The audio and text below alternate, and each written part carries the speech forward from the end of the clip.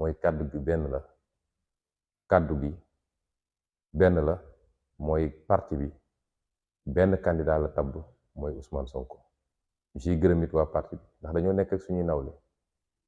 gënuñu leen ëpp ñu leen jàng ëpp ñu leen xam-xam du alal guñ leen ëppale kon bu loolu yëpp dajee ñu jël seen kóolute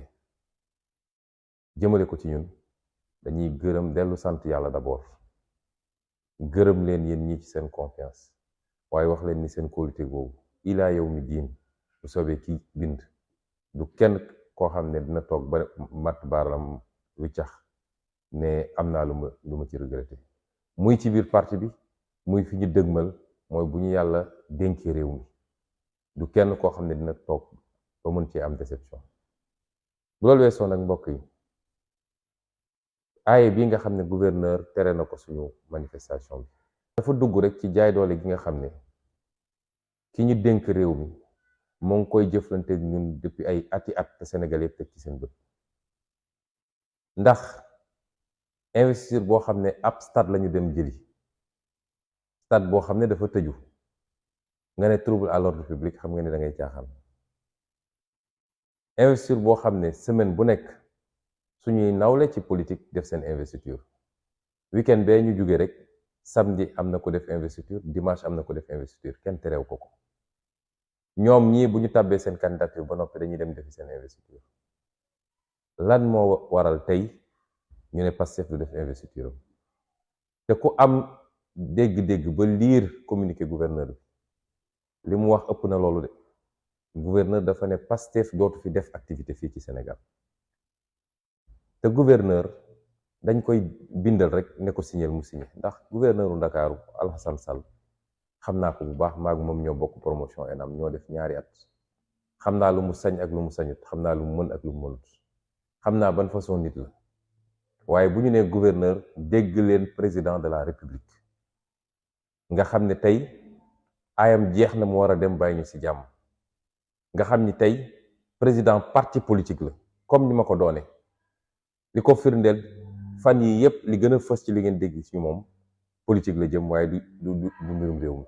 suba ba ngoon jot ma ngay dajale palais ay militangam nga xam ne suñu palais de la république la te lii firnde ni lii moo ko digle dem ba palais de la république dajale ay militant am waxuñu fa li jëm ci réew mi waxuñu fa li jëm ci état lu dul mu nekk foofu naan Ousmane Sonko warul def investiture mu mel ni moom mooy conseil constitutionnel warul nekk candidat te loolu dinaa ci dellu si waat kon provocation weesuwut lii muy énième provocation nag te dinaa ci dellu si gouverneur li mu wax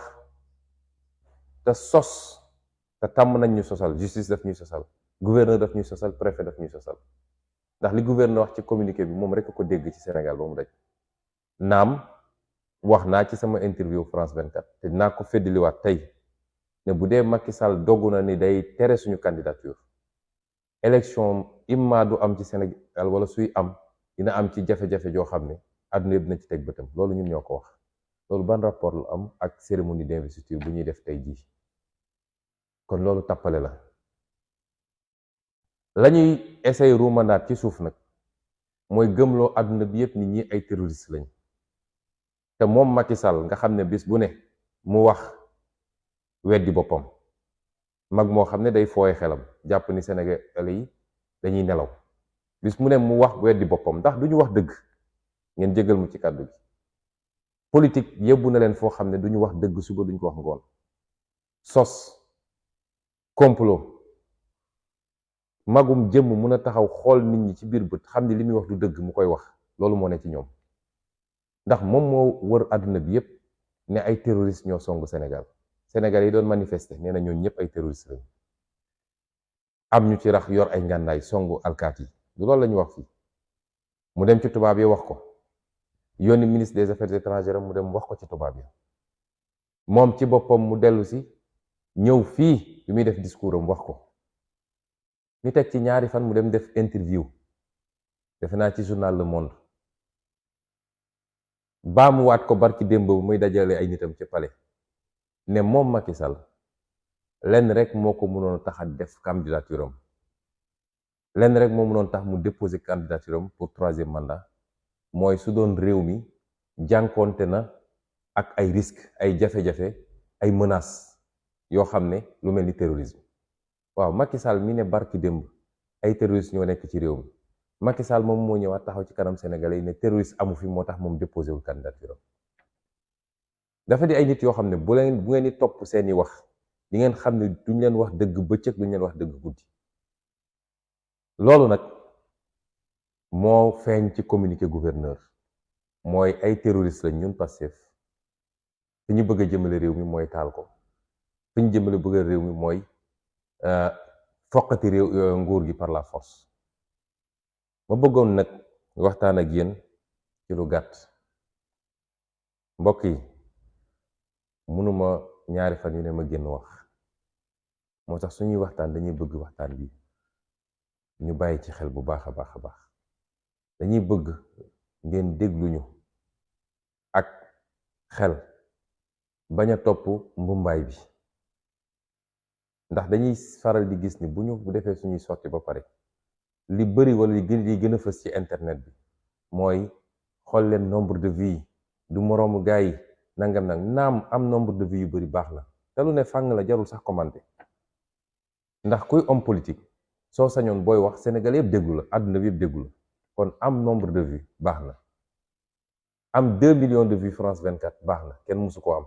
waaye bu ñu topp ci loolu ba mu muur message bi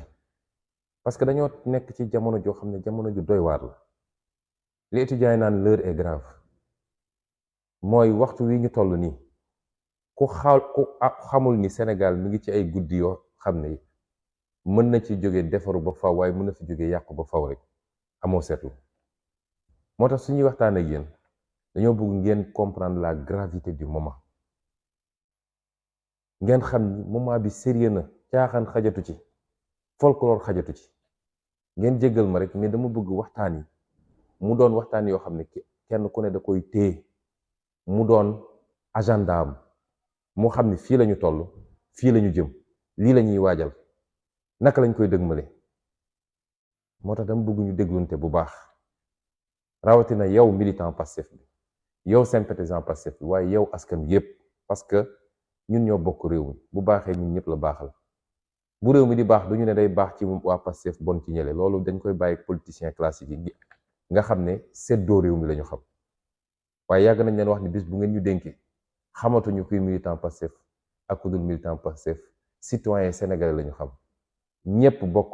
yem ci réew mi ku nekk sa mérite moo lay jox li nga war a am waaye ku nekk réew mi dina la garantir un minimum boo xam ne war nga koo mën a am ci sa réew kon ñépp laa waxal nañu déglante waxtu wi ñu toll du wax su caaxaan te Macky Sall ci caaxaan la ne ndax jàpp na ni dajale ay nit di def ay combinam tëju palais di def ay combinam jënd ay juge ak ay procureur corrompre leen di leen defloo fexe ba mobiliser armée police ak gendarmerie ne leen ku yëngu dóor leen foog na ne loolu mooy sottil ay plan waaye jum na may ñaan ñu déglunte bu baax ci li may wax ni ba ci njëkk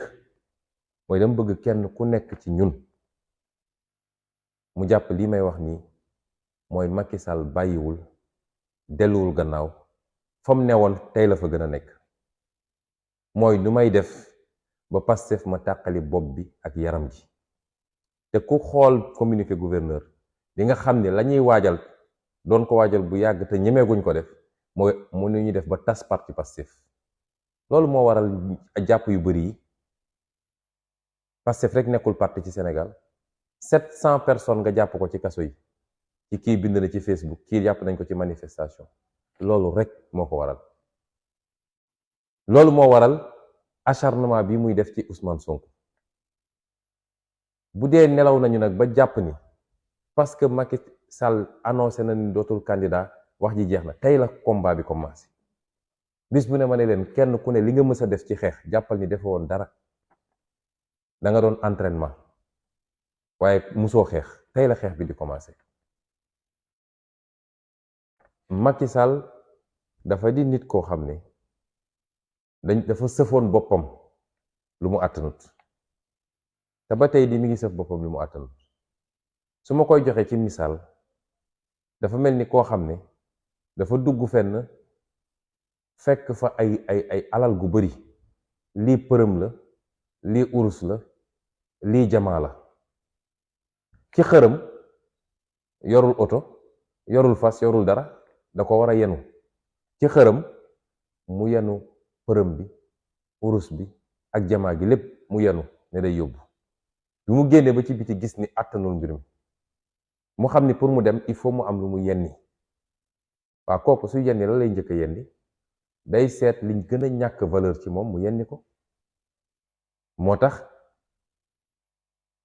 përëm bi lay yebbi, lay njëkk a yebbi. përëm boobu nag moo newoon 3e candidature bi,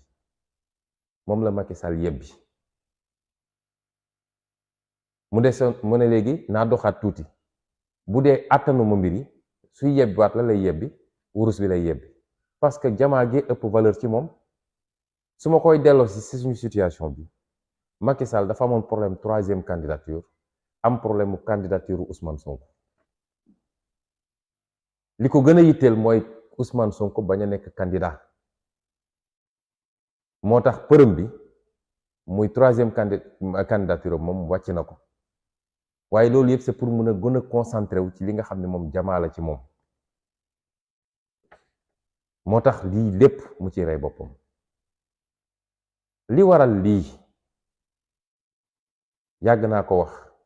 mooy nit a ngi nii goo xam ne dafa dajale ay mbir yoo xam ne ku mu daje ci moom rek dina la yàq soo moytul sa bopp. ba ci njëkk mooy mbañeel googu mooy jur coxor. googu mu am ci ñun jàpp ni ñoo ko yàqal lépp, ndax bi mu demee ba jàpp ni noot na ñëpp, tënk na ñëpp. ndax bari na saay moroom yoo xam ne bi mu tollee ci faagagal leen def na ko te dara yënguwul ci réew mi. ñi mu fàdd leen, ñi mu tëj leen kaso, ñi mu génne leen réew mi. yàlla def bi mu yegsee ci ñun, yow askan wi nga taxaw ne ko duma la seetaan. loolu moo yàq lépp ba ci 3e candidature bi. bari na ñuy wax loolu tey ji, waaye yàlla xam na ni bu amuloon Ousmane Sonko ak Pastef ak fi ñu jaar ak Macky Sall ba neewal ko doole, tey gisuma Sénégal lan moo ko mënoon tere foncer vers sa 3e candidature. loolu lépp ñëpp xam nañ ko. waxuma parce que dañoo rëy wala dañoo bëgg a revendiquer, mais gis nañ ne nee na ngi nii dara newu ci. loolu nag Macky Sall duñu ko mus a baal. depuis mars 2021 saa su songee daanu def ko en googu moo jur lii mu ñuy teg. ndax situation bi may dund tey ban acteur politique ci Sénégal ba mu daj lañu tëj këram te teguñu ko ci justice, décision justice, teguñu ko ci décision administrative, lu dul Macky Sall moo xëy rek ne Ousmane Sonko neexuma, dem leen ngeen dem tëj ko kaso, dem leen ngeen dem tëj ko këram, waratul génn, waratul dox soxlaam. xam nga France président Macron sañul xëy rek ne bon Marine Le Pen wala Mélenchon dem leen ngeen tëj ko ci këram. États-Unis Joe Biden ñemewu ko xëy rek ne dem leen ngeen tëjal ma Trump. amul ci benn démocratie ci àdduna. te Sénégal yëpp a ngi koy seetaan mel ni lu normal, te dinaa ci dellu si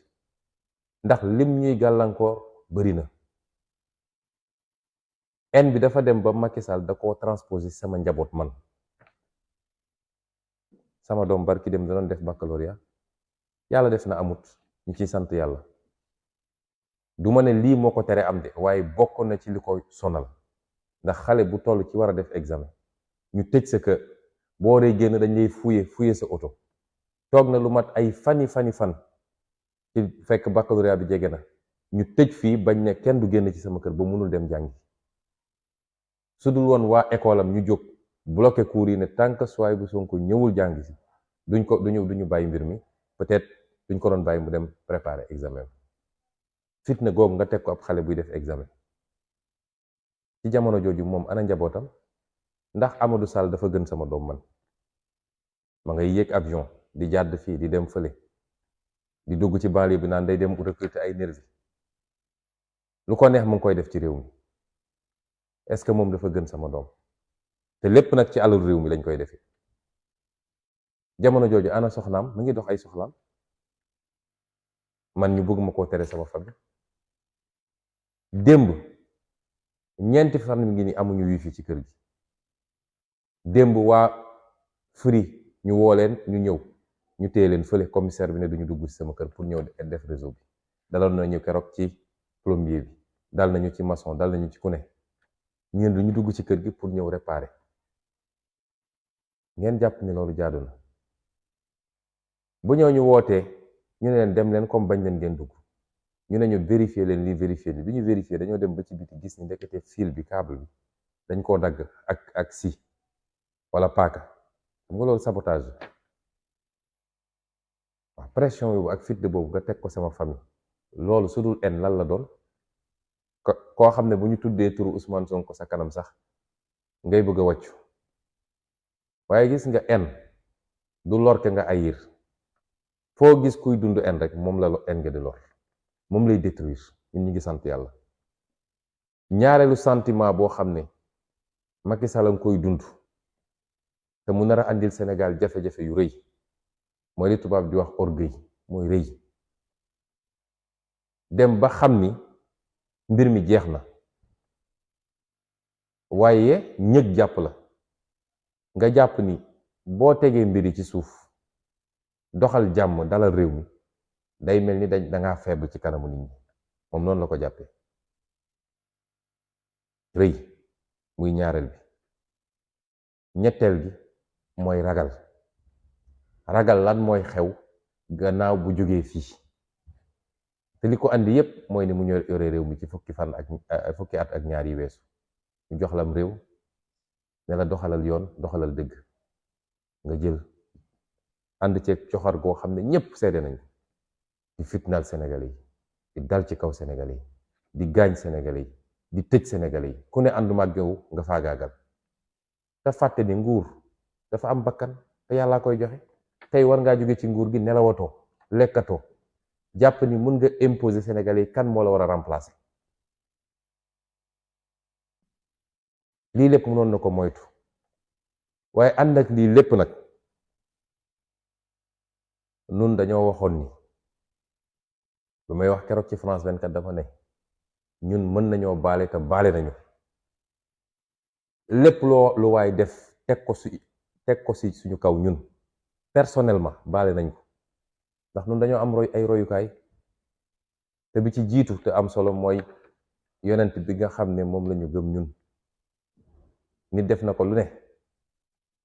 nit fay na nit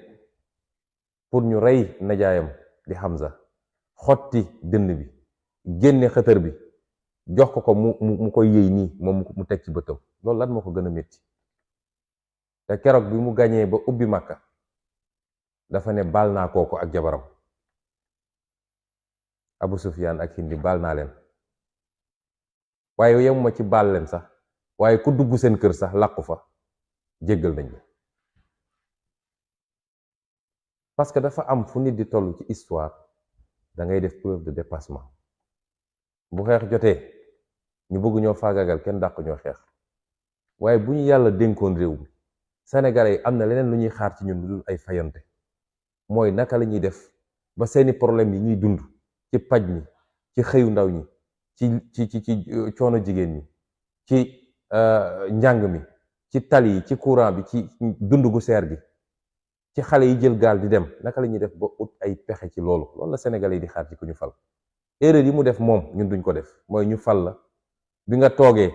premier mandat salaamaaleykum waaleykum salaam yaa ngi xalaat troisième mandat ba tax nga ne ku yëngatu rek ma faagaagal.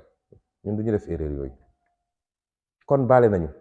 bu ko neexee mu gëm, bu ko neexee mu bañ a gëm, ndax ñoom li ñuy def ñoom seeni politiciens classiques yooyu di naxanteeg ñu naan naxal ba jekku, bu ko defee nga def li les promesses n'engagent que ceux qui y croient. ñun duñu xeetu nit kooku. ñun jombale nañ suñu bopp wax loo xam ne Sénégal yëpp dégg nañu, àdduna yëpp dégg nañu, ñu ñëwaat di def safaan wax. amul lu ko jar ci àdduna. waaye baale googu dañ ko tënkoon ci àpp, mooy ki ngay baal ci kaw mu tuub, te bokk na ci charte tuub. gannaaw boo rëccoo li nga def nga rëcc ko bokk na ci ay charte tuub mooy nga bàyyi ko bés bi nga ko tuubee nga bàyyi ko définitivement waaye bu dee moom dafa fas yéene juróom-ñaari weer yi ko dese ci réew mi mu ne lii kàttanam yépp da koy jël pour faagagal Ousmane Sonko essayer xool nu mu koy dugalee kaso essayer xool nu mu koy tere nekk candidat wallahi maa ngi koy waat fii ma toog nii ci àjjuma ji la ñu dese ci dund ñun du mbirum benn fan du mbirum une semaine du mbirum 5 ans la ñu dese ci dund dinañ ko jëriñoo dinañ ko jëfandikoo ñun ak ñi ànd ak ñun ñépp nag ba teg ko lu toll ni lim ñu teg wala lu ko raw parce que yaram benn la foo domp mu metti dañuy wax ni nit balaa ngay xam lu jaadoog lu jaaduwul laajal sa bopp benn laaj mooy lii ma bëgg a teg kële est-ce que suñ ma ko tegoon dina neex ci man tant que nit yeggoo foofu rek loo neex defal te foofu la Macky Sall nekkoon malheureusement 11 ans yi weesu jàpp na ni moom ak njabootam ñoo gën luy dund ci Sénégal mun na teg nit ñi lu ko neex ba pare moom mu nekk ci ngundaa daatam loolu mënul nekk géej naa ko fi ma toll nii bu deltuwul gannaaw xam ni li mu bëgg munut ne man mënumaa faagaagal ndax man sama carrière politique c'est intact réewum Sénégal kenn mënul wax ëllëgu réewum Sénégal te génne ci Ousmane Sonko ak Pastef loolu mënul ne moom nag carrière politique am weesu na ab page bu ñu tourné la kon na delloo si xelam noonu ma ko waxee ci moom laa koy waxee ci ñeneen ak ñeneen te dinaa ci ñëw dama leen ne Macky Sall bàyyiwul liy firnde ni bàyyiwul gis ngeen nomination yi mu def barki démb ci magistrature bi Cissé Fall mi nga xam ne moo dem cour d'appel ñu sas ko moom ne ko fexeel ba condamné Ousmane Sonko lu ëpp 3 weer mu dem bind ay fen yu leer nañ ngeen jéggal ma ci kàddu gi ci décision bi dem ba ne samay avocat ña nga woon ca salle ba Juan Branco mi nga xam ne mu nga Paris nee na ma nga woon ca salle ba ak yeneen jël na ko léegi moom la yóbbu def ko président tribunal grande instance de Dakar am na lu muy waajal ci fan yi ma teel leen ko yëgal nag am na lu ñuy waajal te gëm naa ni bu ñu paree examen xale yi ci loolu la jublu Ousmane Gueye mi nga xam ne moom lañ demoon jëli ci cabinet Victorine Ndeye faxas ko andi ko mu mottali Cissé Fall pour ñu mun a am majorité moom la ñu def léegi secrétaire général cour d'appel non seulement ay récompense la ba ci ndaw si sant ndaw mi nga xam ne beneen procès bi moom la ñu boole woon ak Issa Ndiaye nga xam ne moom lañ ko booleel pour am majorité ñoom it moom it defal nañ ko promotion yóbbu cour d'appel ak ñu yóbbu cour de cassation pour préparer lii ñëw waaye dama leen yàgg wax leen problème mu Ousmane Sonko du problème mu justice néew ma gëw ma magistrat Sénégal de am na ci ñu baax am na ci ñu jub am na ci ñu def seen liggéey te gëm naa ni bari nañu lool waaye am na ci ñoo xam ne c'est des corrompus ndax corruption dafa bari forme dem jël la jox la ay responsabilité ne la defal li ñu joxal la promotion loolu corruption la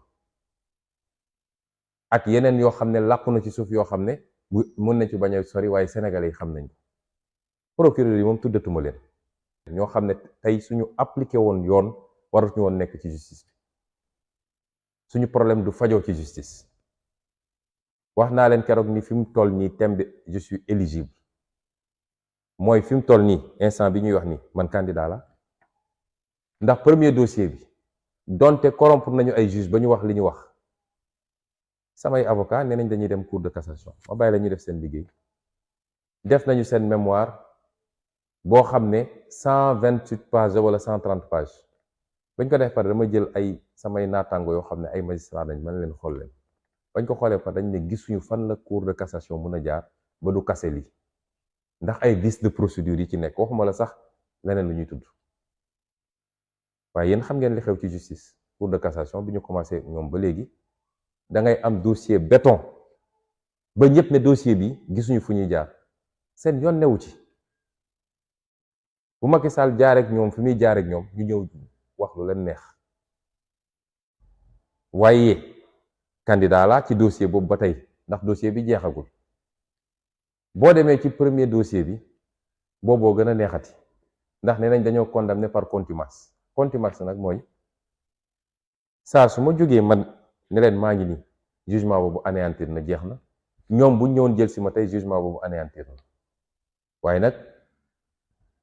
li ñuy waajal dama bëgg ñun ñu préparer ko, moo tax ma wax ak yéen ci anam googu. dara wa ñoo bett bu dee Macky Sall démb ak barki démb bi nga xam ne moo yoroon nguur gi téye ko ci loxoom la ñu mënaluloon dara, du Macky Sall tey jii nga xam ne ayam jeex na, fi mu bokk ci boppam sax muy ñi mu ànd ak mënatul am kilifteef ci ñoom. du Macky Sall boobu moo ñuy mën a xokkutal ñun. waaye nañu fagaru rek waajal. moo tax nag ma bëgg leen teel a artu ne leen, wala ma teel leen sensibiliser yéen ne leen am na nag piège yoo xam ñu ngi ciy tàbbal te ñu ngi seetaan. loolu mooy yan piège? ñu bari ci Sénégalais yi dañ naan tànk jàppuñu Ousmane Sonko yóbbu kaso garaawul, jarut a xeex. mais Ousmane Sonko mi ngi ci kaso ci lu tegul ci yoon, weer ak genn wàll ngi nii. loolu tuutiwul de. depuis le 28 mai ba tey le 14 juillet, weer ak genn wàll ci coobare Macky Sall moom dong nee na Ousmane Sonko du génn, du dem doxi soxlaam, du dem nemmeeku Sénégalais yi, du dem siège am dajale ay nitam, du def investiture. ci coobare Macky Sall moom dong nee na Ousmane Sonko maire de Ziguinchor la, waaye du dem Ziguinchor def liggéeyam. ba tey jii damay obligé dagg billet avion, samay collaborateur jël avion ñëw Ndakaaru joxe dossier yi fële ñu andil ma ko, ma mën a signé, ñu génnewaat njilaat seen avion dem Ziguinchor. ci coobare Macky Sall moom dong. waa lii sudul kaso lan mooy kaso? mu am nag sénégalais yu jàpp ni defe naa loolu lu normal la. loolu ba kañ lay durer?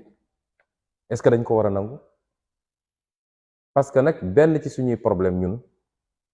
mooy depuis bi ñu commencé jàmmarloog Macky Sall ba léegi dañoo nekk ci position défensive. waaye dañuy toog ba Macky Sall songuñu ñu ne jàpp na Ousmane wala jël nañ décision justice bi ñu génn. il faut léegi ñu nekk ci position offensive. loolu nag il faut que mentalité yi avancé. il faut que ñu xam ni buñ ñuy teg yenn yi ñu koy nangu mooy jox Macky Sall fit mu gën a mun a teg ay jéego. ba kañ lañuy nangu loolu? Ousmane Sonko nit la, di citoyen, di père de famille,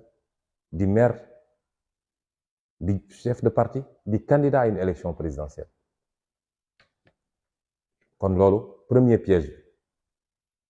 bu dee dañuy toog rek naan dañuy xaar ba ñu jàpp ko, mën nañ ne duñ ko jàpp, waaye nañ ko tëj ci beneen façon. ba kañ? ñaareel piège bi nga xam ne il faut ñu génn ci mooy ñu bari dañ naan soo seetee Sénégal wax ji benn la, Sonko day nekk candidat. ñenn ñi jàpp nañ ni tant que néew ñu Sonko du candidat waruñoo yëngatu. loolu conseil constitutionnel rek moo ko mën a wax, te janvier la koy wax. janvier la koy wax. kon est-ce que dañuy toog fii ak janvier di seetaan ñoom ñu continuer seeni pexe? fi mu ne nii ña nga ci seeni pexe diggante Antoine Diome ak Ismaïla Madior Fall ak seeni procureur pour jaar ci ay yoon yoo xam ne kenn du ko yëg pour génne sama tur ci liste électorale bi. est-ce que xam ngeen loolu? moo tax xeex bi tey lañ koy xeex te nañ ko ñeme benn yoon, parce que nag li ñu daj ba egsi fii suñu toogee nag di sàggan ba bàyyi Macky Sall mu def lu ko neex, nañu xam ni war nañu suñu bopp, war nañu réew mi, war nañu àdduna bi, waaye war nañu surtout Sénégal yi nga xam ne gëmoon nañu projet bi ba dem xeex ba ñu faat leen ci. ñii gaañ nañu ci gaañ yu métti, ñii ñu nga ca kaso ba.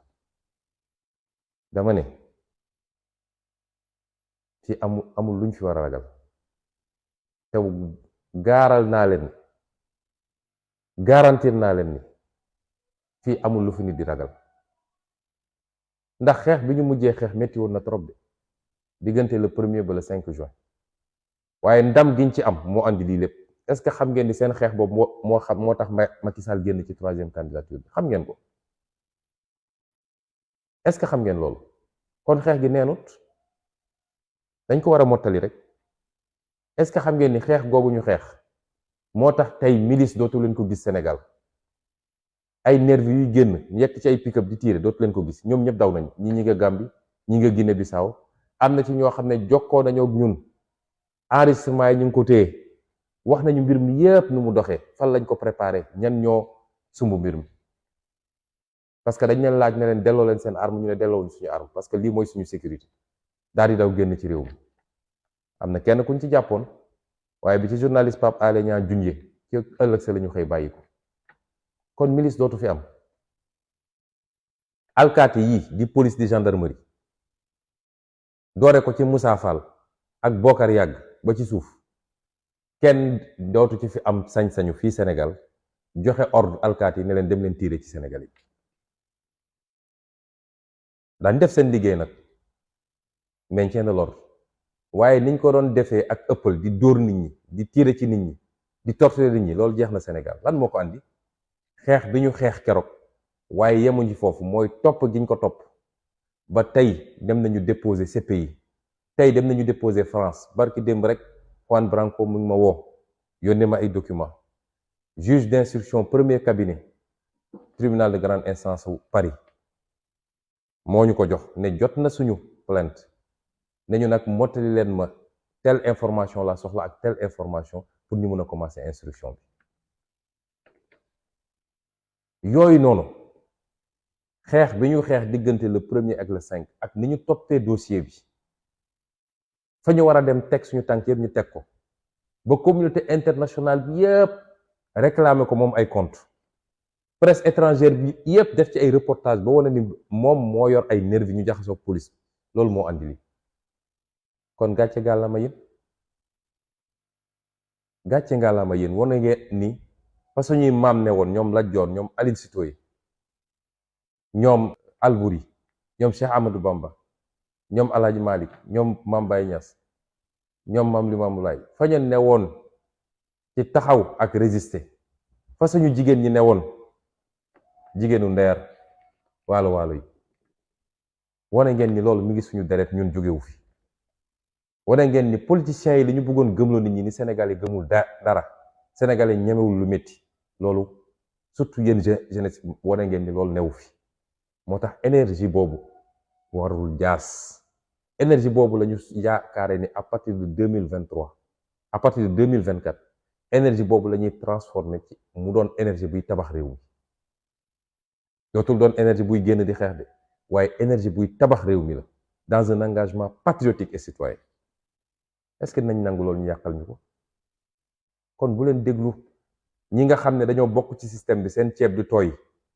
ñi naan jàmm nii jàmm nele jàmm dañ koy liggéey dañ koy dox te dañ koy liggéey niñ koy doxee mooy ki yor yatam di dóore ki nga xam ne mooy tooñ ngeen jàpp loxoom ne ko sëñ bi arrêteel ku ko ñemewul wax nag bëgg ñoo joxoñ ñun duñ ko nangu kon nañu gën a takk suñu ndigg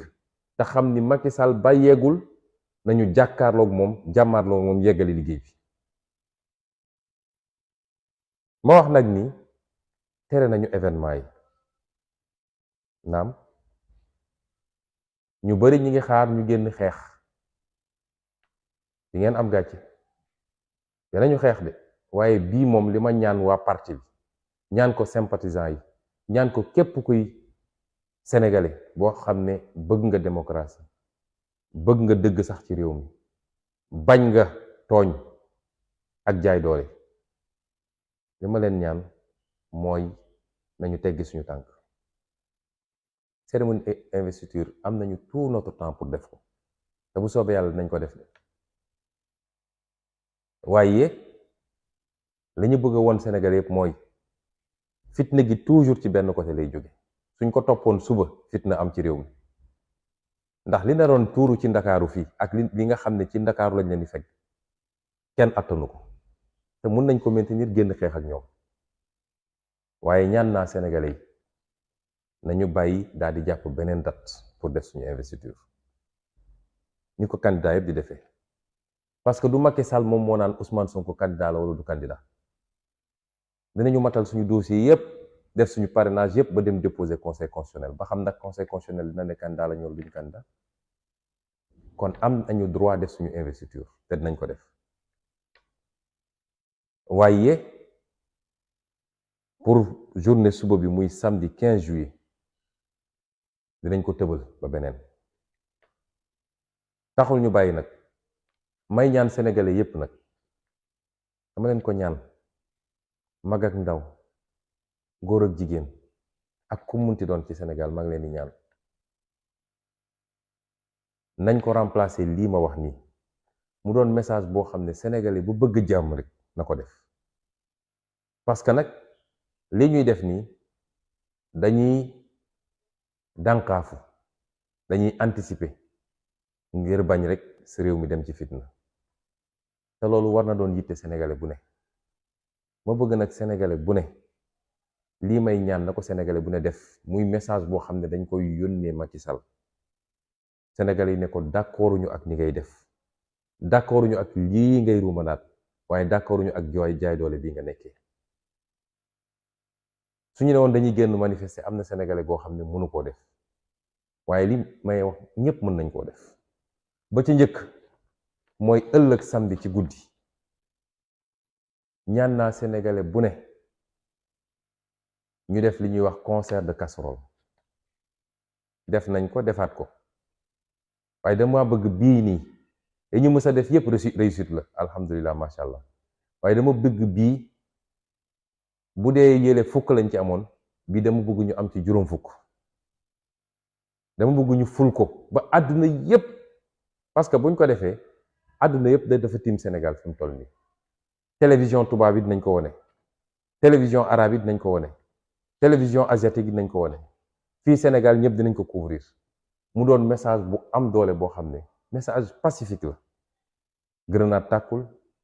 xeer sànniwuñu ko waaye message bu rëy la ñuy délivrer pour Sénégal yëpp wax ni Macky Sall lenn rek lañ la ñaan deseluñu la dara jox nañ la ñaari mandat def nga fi lu ne ñu baal la dañoo bëgg nga dem ci jàmm bàyyi réew mi ci jàmm dañoo bëgg nga bañ fee yee ay fitna dañoo bëgg jaay doole gi jeex dañoo bëgg tànn candidat yi jeex ndax du yow yaa ko war a tànn ñun sénégalais ñoo ko war a tànn loolu sénégalais bu ne mën na ko taxaw sa balcon wala sa terrasse wala sa buntu kër wala sa ëtt jël sa casserole jël sa ndab daal di tëgg pendant 30 minutes diggante 20h30 ba 21h loolu la ñu ñaan sénégalais yi kenn defalu ko Ousmane Sonko ñun suñu bopp lañ koy defal message de paix la bataaxal la boo xam ne ñu ngi koy envoyé Macky Sall ak ay ñonam pour wax leen ni jàmm lañu bëgg bu leen fi yee fitna yow mi yor sa taxi wala sa camion wala sa car Njaga Njaay wala sa super yow mi yor sa jakarta mën ngaa def sa klaxon yow mi mën a sànni sa pétard sax sànni ko waaye àdduna bi yëpp dégg Sénégal ni sénégalais yi jàmm lañu woo Macky Sall jàmm lañu bëgg mu doxal te dañu bëgg mu bàyyi fitna bi mbirum concert casserole nag déggoon nañ fi lu ne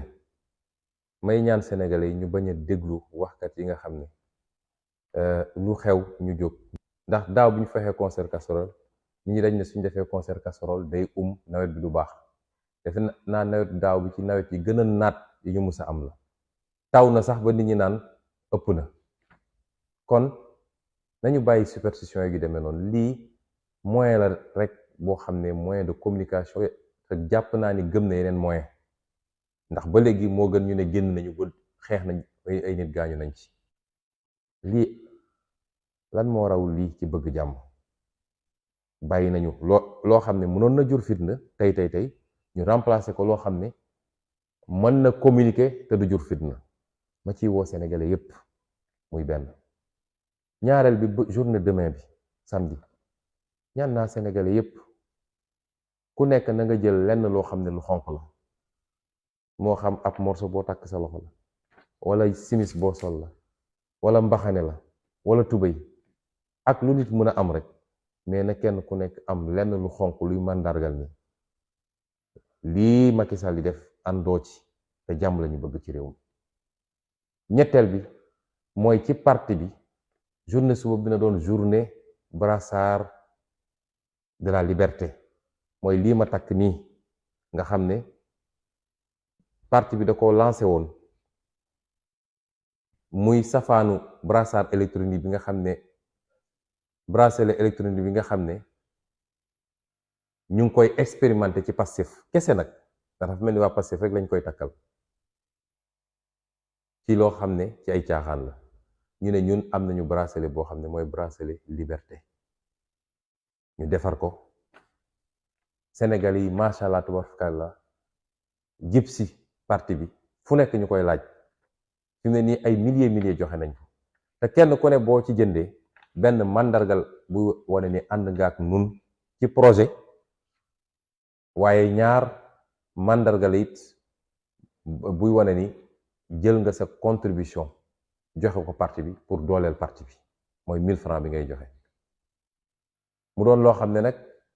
dafa mel ni général leen ñoom dérangé nañ leen ndax soo seetee communiqué gouverneur yemul sax ci manifestation yi, dem na ba suñu ndaw yi waa JPS nga xam ne ñu ngi def liggéey bu am solo, dem dugg ci marché yi di placer bracelet yi, commerçant yi di ko jënd, chauffeur si di ko jënd, ouvrier yi di ko jënd. loolu lu muy ut ci communiqué gouverneur ba. kon dama bëgg suba mu doon journée spéciale brassard nga xam ne bracelet du moins nga xam ne ci siège yi fépp ci siège parti bi, ci marché yi, ci gare routière yi, na nit ñi dem jëli bracelet yi. lii nag mooy pour journée ëllëg bi, waaye ci fan yi di ñëw ndax duñu nangu Macky Sall tënkuñu ci li mu bëgg. ci fan yi di ñëw maa ngi jël à témoin Sénégalais yi, dinañu déposer autorisation de manifester ci 46 départements wu Sénégal yi. dinañ ko def, diaspora bi dina ko def, te bu boobaa nag avec ou sans autorisation dinañu manifester, avec ou sans autorisation dinañu manifester, parce que nag lu ëpp tuuru jàmm ñaar a koy dox. lii mooy plan d'action bi te dinañ ko gën a leeral, mais pour ëllëg wax nañ leen ni mu demee et ca des dinañ leen ko leeral.